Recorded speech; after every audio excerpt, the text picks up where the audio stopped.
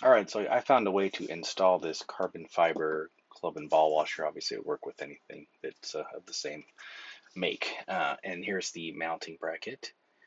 And I found that right here is going to be the perfect spot. Not the fender, I didn't want to drill into, but right there, it turns out to be perfect. And I'll show you exactly how I did it. So here's the unit. It's really nice, sharp looking.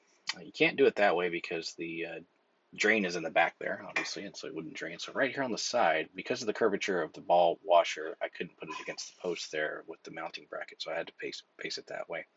But I'm going to use this existing bolt right there, and there's my mounting bracket. It's just plastic, and so I had to widen out the hole a little bit, but not too much.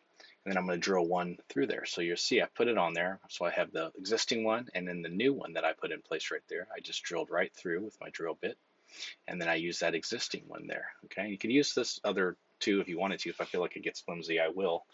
So here it is, perfectly put into place. It just seems to be the perfect spot for it. Plenty of room right there. The ball washer still works. You can come all the way up with it. It's not going to hit the armrest, and have no problem.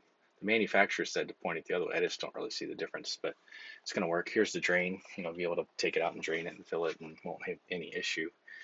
So again, underneath is what it looks like. And again, I think this is just the perfect spot for it. And if you're wondering, will your rear seat still lift up? Because it's pretty close. Yeah, it will. You can see there's about a half an inch of space in there. So perfect. So this worked out real well. If you have any questions, please comment below. And as always, subscribe for more videos. Thanks a lot.